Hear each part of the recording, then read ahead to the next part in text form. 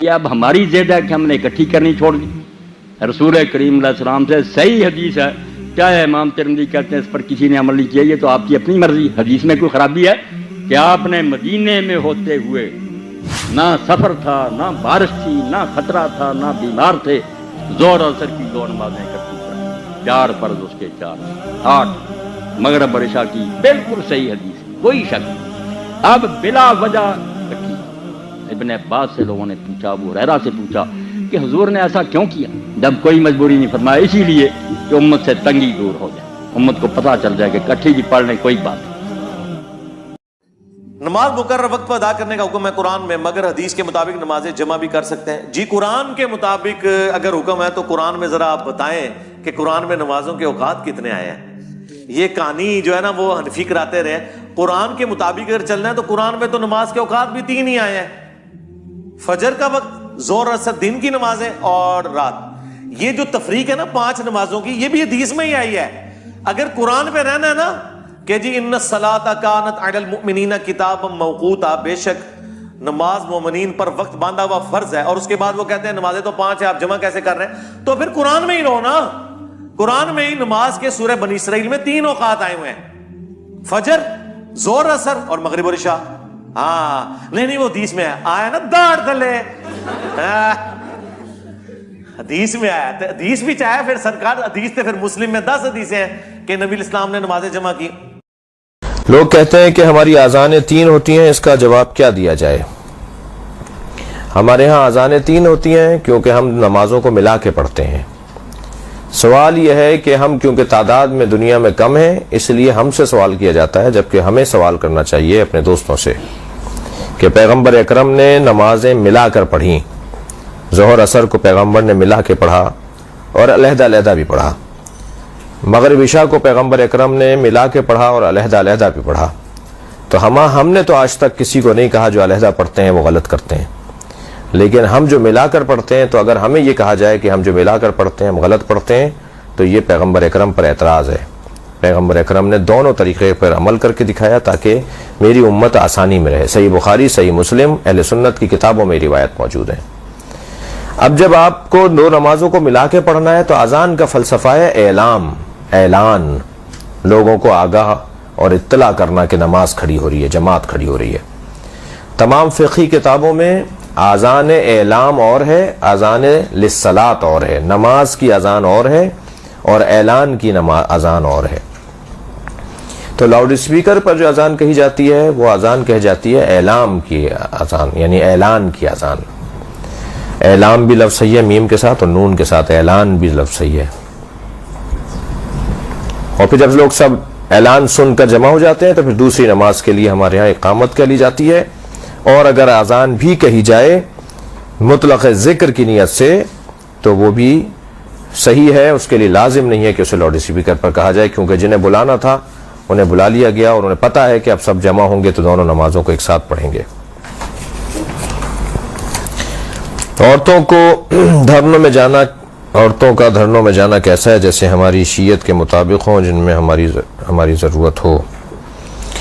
عورتوں کا دھرنوں میں جانا یا کسی بھی احتجاج میں جانا یا کسی بھی ریلی میں جانا جہاں قومی فریضہ بنتا ہو, قومی ذمہ داری بنتی ہو, اپنی حمیت, غیرت, اپنے اتحاد کا ثبوت اس کا لازمہ قرار پائے, جس سے قوم کو تقویت پہنچے, جسے ملت کو اعتماد ملے, تو جہاں مردوں کا جانا ضروری ہے وہاں عورتوں کا جانا بھی روکا نہیں گیا ہے, انہیں منع نہیں کیا گیا ہے.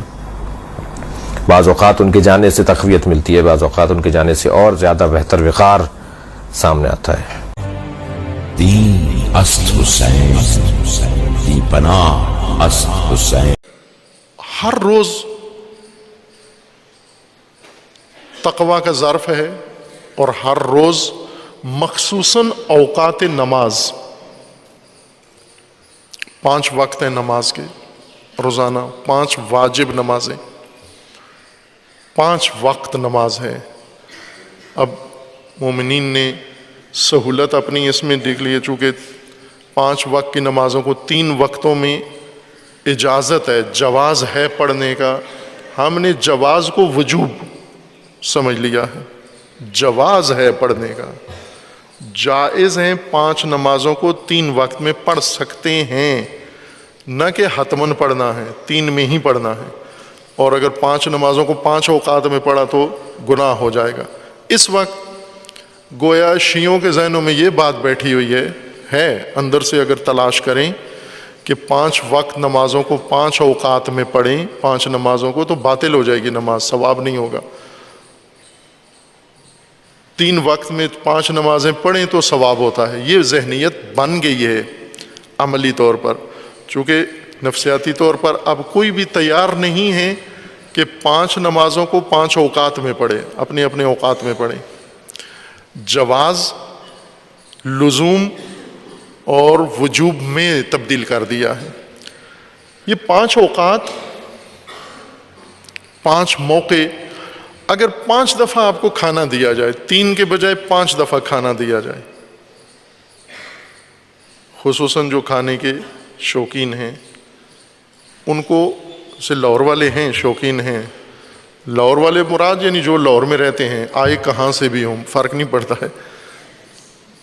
لاہور پرنعمت شہر ہے اور ان کا شعار یہی ہے کہ اللہ نے ہمیں کھانے کے لیے پیدا کیا ہے، مقصد خلقت ہمارا کھانا۔ یہ ان لوریوں سے ہی سنا ہے ہم نے کہ ہمارا مقصد حیات یہی ہے، کھانے کے لیے پیدا کیا، اور وہ حق بھی ادا کرتے ہیں، یہ نہیں کہ ناانصافی کرتے ہیں کھانے کے ساتھ۔ اگر روزانہ 5 دفعہ آپ کو پیسے دیے جائیں 5 ٹائم پہ، تو وہاں بھی آپ کہیں گے نہیں 3 ٹائم پہ دیا کریں، 5 ٹائم پہ ہم سے نہیں لیے جاتے۔ اگر 5 آپ کی کوئی پسندیدہ چیز ہے جو 5 دفعہ دن میں آپ کو فراہم کی جائے، جن کو کھیلنے کا شوق ہے 5 دفعہ انہیں موقع دیا جائے، کھیلو، 5 دفعہ کھیلو۔ یہ 3 دفعہ کھیلیں گے، یہ تو کہیں گے 10 دفعہ کرو اس کو۔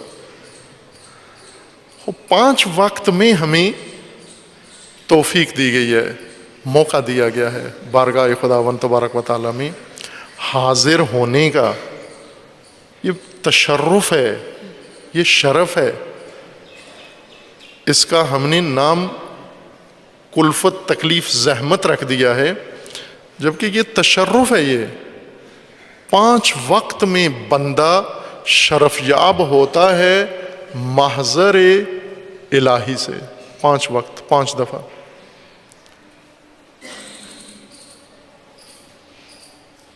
آپ خواہش کریں گے کہ اس 5 دفعہ کو کم کر کے 3 دفعہ میں بدل دیں۔ 5 اوقات ہیں مقرر، لیکن ان 5 اوقات کو 3 اوقات میں جائز ہے پڑھنا، جواز ہے، فقط جواز، جواز سے آگے اور نہیں ہے حکم۔ یہ اوقات فرصت ہیں تقویٰ کے لیے، یہ بہت اہم اوقات ہیں۔ 5 وقت 5 دفعہ دن میں عبد کا تمام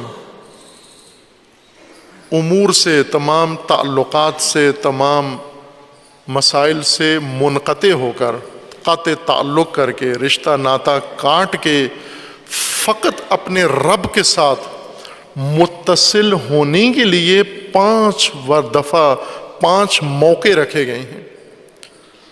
اگر آج کسی کو 5 دفعہ وزیر اعظم سے ملنے دیا جائے، وزیر اعلیٰ سے ملنے دیا جائے، روزانہ 5 دفعہ ملے، وہ کہے گا مجھے 3 دفعہ کافی ہیں۔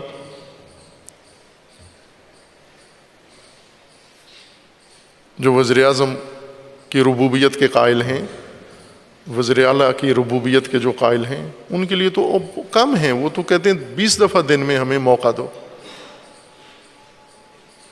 اوقات نماز،